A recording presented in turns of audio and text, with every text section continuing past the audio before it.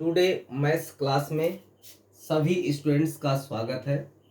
आज मैं आप लोगों के लिए क्वेश्चन लेके आया हूं जो एनसीईआरटी बुक्स का है, क्लास 10th का है, चैप्टर नंबर 8 है, इंट्रोडक्शन टू ट्रिग्नोमेट्री है, एक्सरसाइज 8.1 का दूसरा क्वेश्चन, सेकंड क्वेश्चन है। इन फिगर 8.813 मतलब ये फिगर जो है 8.13 के नाम से है।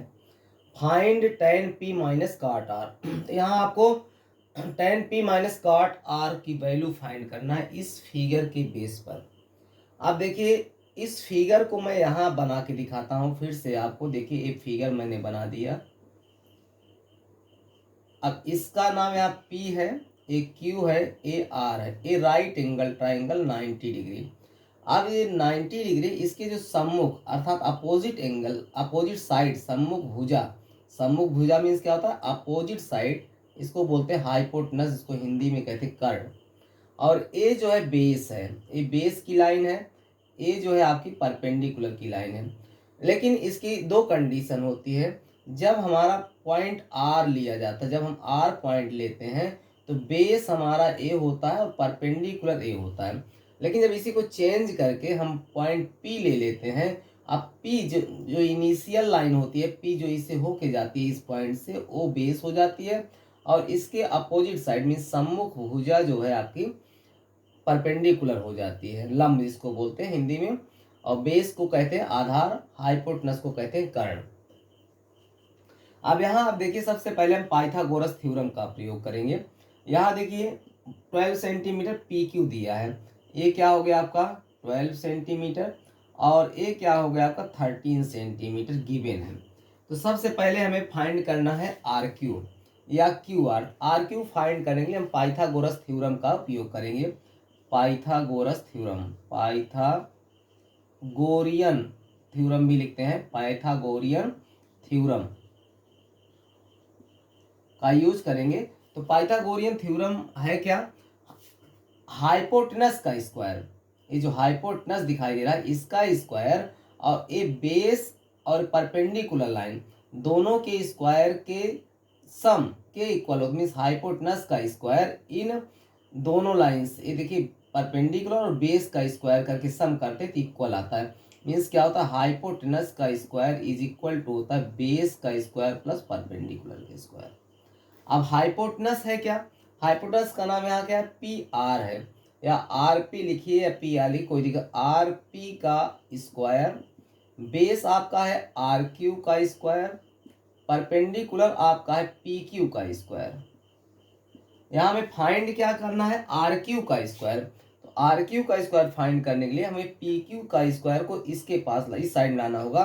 मतलब ये राइट हैंड साइड में, लेफ्ट हैंड साइड, तो ये प्लस का माइनस हो जाएगा। मीन्स आर क्यू स्क्वायर आपको क्या मिल जाएगा? R P square minus P Q square. Means हमने क्या किया? पी क्यू स्क्वायर को इस साइड में, लेफ्ट हैंड साइड में लाया, तो ये प्लस था तो माइनस हो गया।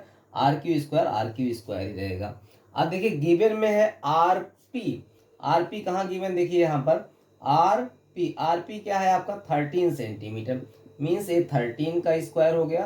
पी क्यू क्या है? पी क्यू है 12 है, क्या हो गया 12 का स्क्वायर। अब 13 का स्क्वायर आप सभी को पता होगा कि 169 होता है और 12 का स्क्वायर 144 होता है। यहाँ अभी आर क्यू स्क्वायर लिखा हुआ है, आर क्यू स्क्वायर। अब हमें निकालना है आर क्यू। तो जब स्क्वायर हटाते हैं तो इस साइड में आके अंडर रूट का साइन लग जाता है और 169 में 144 माइनस करते हैं 25 आता है। स्क्वायर रूट के अंदर 25 है तो 5 आर क्यू क्या आ गया आपका? 5 आ गया। आर क्यू आपको मिल गया 5, ए मिल गया कितना? 5। अब हमें फाइंड क्या करना है? tan p minus cot R. क्या फाइंड करना है? tan p minus cot R. तो सबसे पहले हमको tan p की वैल्यू की जरूरत। tan p की वैल्यू होगी क्या? देखिए tan p की मैं यहाँ वैल्यू लिख देता हूँ आपको। tan p का पहले फार्मूला दे, tan थीटा, थीटा जो होता है एंगल होता है, तो tan थीटा का फार्मूला जो होता है क्या होता है? परपेंडिकुलर अपॉन बेस होता है।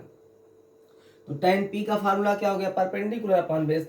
लेकिन अभी हमको देखना है परपेंडिकुलर और बेस के बारे में। यहाँ देखना है कि P पॉइंट यहाँ है तो इसके सम्मुख भुजा मतलब अपोजिट साइड परपेंडिकुलर होगा और जो इस पॉइंट से हो के जा रही लाइन ये बेस होगी। मतलब जिस पॉइंट पर ये स्थित है ये लाइन और इसमें वो बेस होती है। अब यहाँ परपेंडिकुलर, तो tan p परपेंडिकुलर आपका क्या हो गया आर क्यू, चूंकि अपोजिट साइड होती है सम्मुख भुजा जिसको कहते हैं, अपोजिट साइड आर पी हो गया, आर पी आ गया आपका।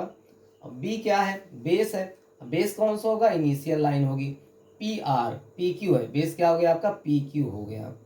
अब आर पी किसके इक्वल है, आर पी 5 के इक्वल है, बेस किसके इक्वल है, पी क्यू, पी क्यू 12 के इक्वल है, ये आपका tan p निकल गया। सेम इसी टाइप से हमें cot r निकालना है, तो cot r means cot theta, cot theta की वैल्यू क्या होती है, पर ए अपोजिट हो जाता है बेस अपान परपेंडिकुलर। अब देखिए r कहाँ पर, r की पोजीशन यहाँ पर है, तो अब मैंने बताया है कि अपोजिट मीन सम्मुख भुजा जो है हमेशा परपेंडिकुलर होती है और इनिशियल लाइन बेस होती है। आर यहाँ पर ए इनिशियल लाइन है, इसको बेस कहेंगे, ए अपोजिट साइड है, इसको क्या कहेंगे परपेंडिकुलर कहेंगे। तो बेस आपका यहाँ क्या हो गया क्यू आर, आर क्यू हो गया, और परपेंडिकुलर लाइन क्या हो गई पी क्यू हो गई, परपेंडिकुलर क्या पी क्यू। अब आर क्यू किसके इक्वल है 5 के, अब पी क्यू किसके इक्वल है 12 के, यहाँ गिवन है देख लीजिए आप। अब देखिए आपको tan p भी मिल गया, cot r भी मिल गया, हमें निकालना क्या है, फाइंड क्या करना है tan p minus cot r की वैल्यू। अब देखिए मैं यहाँ लिख देता हूँ tan p minus cot r। अब देखिए जरा tan p कितना आया है, tan p कितना आया है 5/12 आया, लिख लेना है, माइनस का साइन लगा देना है, cot r कितना है 5/12 आया है। अब जो 5/12 में से 5/12 माइनस करें तो आंसर क्या आएगा 0 आ जाएगा, मीन्स आपकी वैल्यू क्या मिलती है tan p minus cot r की वैल्यू 0 के इक्वल आ जाती है।